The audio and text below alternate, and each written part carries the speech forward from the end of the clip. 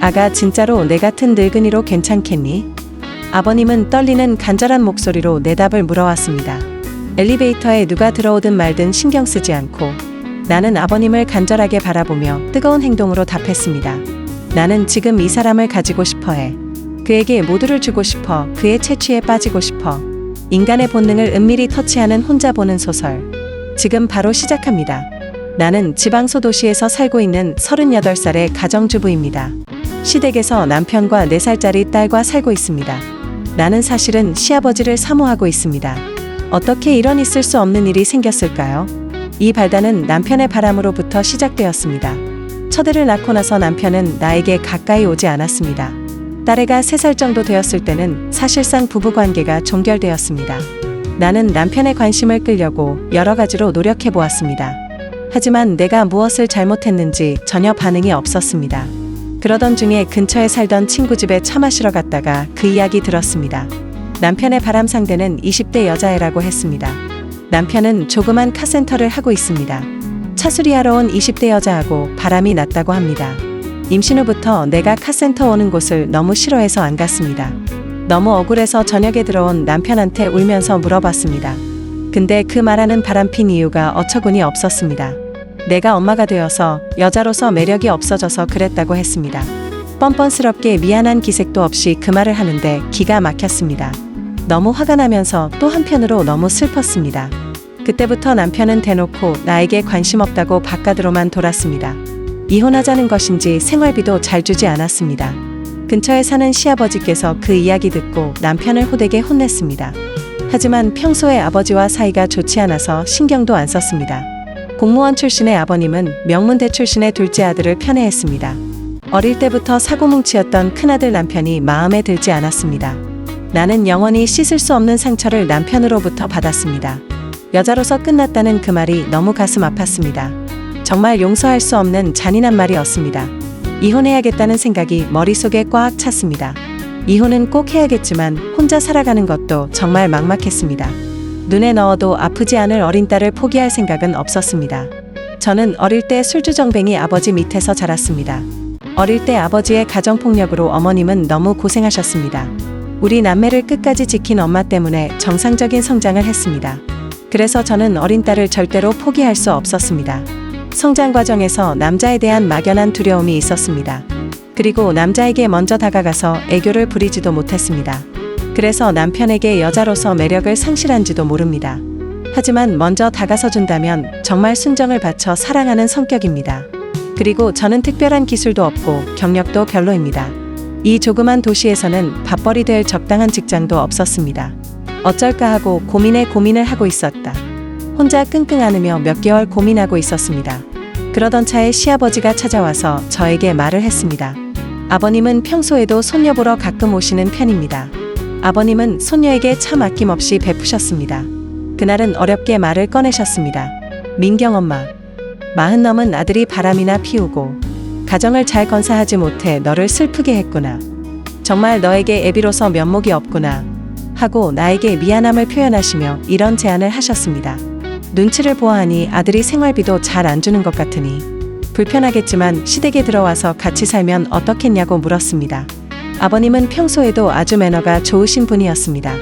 나이든 꼰대 같은 느낌은 전혀 없으신 분입니다. 나는 시아버지의 그 마음씀이 고마워서 시댁으로 들어갔습니다. 결혼한 그해의 시어머니는 암으로 세상을 떠났습니다. 그리고 시아버지께서 넓은 집에 혼자 살고 있었습니다. 바람을 핀 이후로 우리 부부는 완전 남보다 못한 사이가 되었습니다. 수리센터를 하는 남편은 매일 밤늦게 왔습니다. 허구한 날 동창들과 어울려 술판을 벌렸습니다. 주말은 낚시를 간다고 가족을 쳐다보지도 않습니다. 가족이 시댁에 들어가서 살게 되면서 아버지가 잔소리를 해도 남편은 전혀 듣지 않았습니다.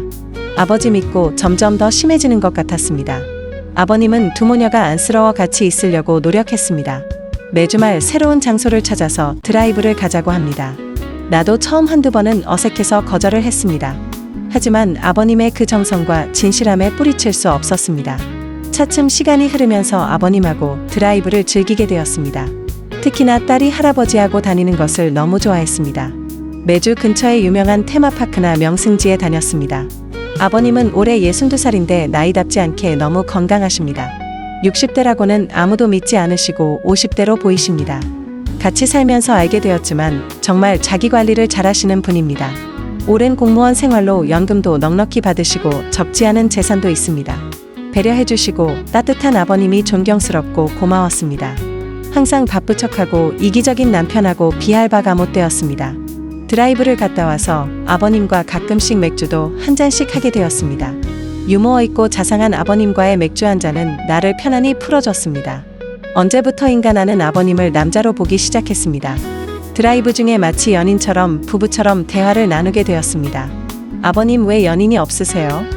내가 어느 날 드라이브 중에 너무 궁금해서 물었다. 인연을 억지로 만들고 싶지 않아. 인연이 찾아온다면 받아들이지만 하고 아버님이 나를 따뜻하게 바라보며 말하셨다. 나는 무언가 가슴속이 뭉클해졌습니다.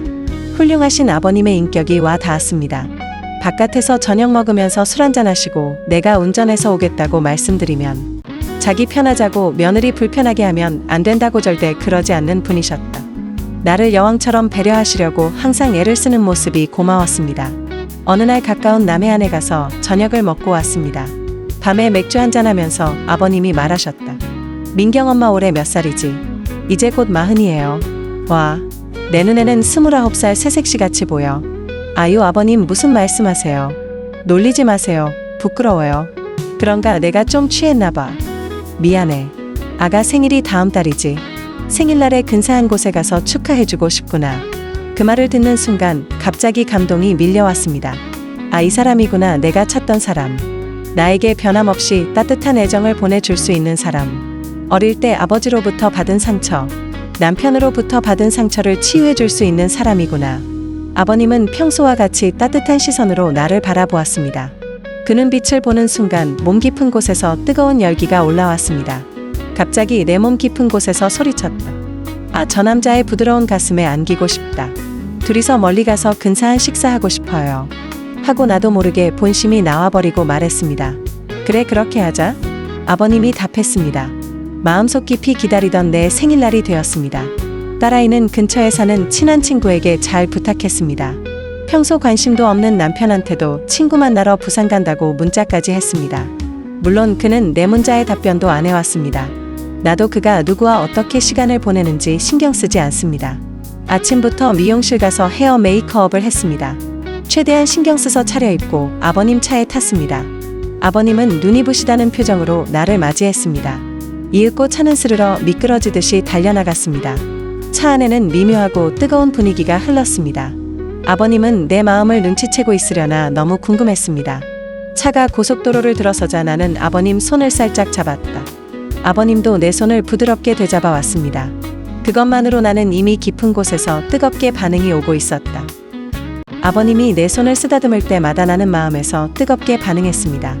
아, 정말 아버님이 나를 여자로 보고 있을까? 내 혼자만의 일방적인 감정이 아닐까 하고 불안감도 밀려왔습니다.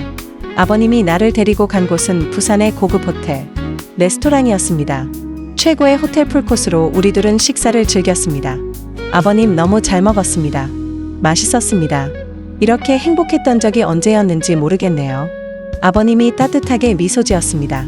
레스토랑을 나와서 엘리베이터를 탔습니다. 아버님이 지하주차장 버튼을 누르려고 하자 손으로 막았습니다. 왜 그래 하고 아버님이 물었습니다. 내가 그의 손을 천천히 잡았다. 그리고 말했습니다. 더 같이 있고 싶어요. 아직 집에 가고 싶지 않아요. 미니야 하고 아버님이 불렀다. 나는 아버님을 쳐다보며 다가서며 가볍게 뽀뽀를 했다. 그리고 따스하게 포옹하며 내 남자의 채취를 만끽했습니다. 이 남자를 사랑한다고 마음속 깊은 곳에서 울려왔다. 아버님이 내 귀에 속삭였습니다. 미니야, 사실은 여기 예약해놨어. 지금 그곳으로 바로 가자. 나는 기뻐서 몸을 떨며 고개를 끄덕였다. 아가 진짜로 내 같은 늙은이로 괜찮겠니? 아버님은 떨리는 간절한 목소리로 내 답을 물어왔습니다. 엘리베이터에 누가 들어오든 말든 신경 쓰지 않고 나는 아버님을 간절하게 바라보며 뜨거운 행동으로 답했습니다. 나는 지금 이 사람을 가지고 싶어해. 그에게 모두를 주고 싶어. 그의 채취에 빠지고 싶어. 나는 그의 손을 잡고 그곳으로 달려가며 말했습니다. 저는 아버님을 진심으로 원해요. 이 마음 안 변해요. 내 몸은 이미 그를 간절히 원하고 있었습니다. 들어서자마자 나는 그에게 깊이 빠져들었습니다. 그 긴 시간 동안 나에게 보여주신 그 진실성에 나는 감동했습니다. 조금의 미련도 없이 우리 둘은 서로의 마음을 나누었습니다. 아버님은 나를 정말 소중하게 예뻐해 주셨습니다. 그리고 우리는 넘지 말아야 할 마지막 선을 기꺼이 넘었습니다. 그는 마치 나를 소중하고 예민한 악기처럼 다루어 주었다. 나는 그의 헌신적인 배려에 몇 번의 기쁨을 맛보았습니다. 평생 그처럼 행복한 적이 없었던 것 같았습니다. 그를 만나지 않았다면 내 인생은 의미가 없을 것 같았다. 그날 이후로 나는 아버님께 헌신하는 여인이 되었습니다. 나는 아버님께 당신의 사람으로 살겠다고 몇 번을 다짐했다. 그날 우리는 너무 지쳐서 바로 일어날 수가 없었습니다. 새벽이 되어서야 겨우 돌아와서 딸아이를 찾았습니다. 그 뒤로 우리는 절대 헤어질 수 없는 사이가 되었습니다. 그로부터 반년 후 나는 남편하고 합의 이혼했습니다. 내 쪽에서 먼저 이혼을 제안했고 남편은 선선히 동의했습니다. 딸아이의 친권도 포기했고 저는 양육비를 요구하지 않았습니다. 그리고 저는 나에게 상처만 남긴 그곳을 떠났습니다. 서울 근교 신도시 아파트에 신축방 2개짜리로 이사 왔습니다. 물론 아버님이 이 모든 것을 해주셨습니다. 어린 딸에는 쾌적한 신도시 생활을 너무 좋아했습니다. 여기에 와서 저는 동네 대형마트에 취직이 되었습니다. 안정되고 평온한 나날들을 보내고 있습니다. 물론 내 옆에는 든든한 아버님이 항상 옆에 계십니다. 우리는 3명이서 새로운 가족을 만들었습니다. 이 행복을 영원히 가져가고 싶습니다. 저는 혼신을 다해 아버님의 건강을 챙기고 있습니다. 부디 오래오래 건강하셔서 저희 모녀와 함께 해주세요. 지금 너무 행복합니다. 지금까지 읽어주셔서 감사합니다. 구독과 좋아요 부탁드립니다. 다음 주 불금에는 더 은밀하고 짜릿한 혼자 보는 소설로 찾아오겠습니다.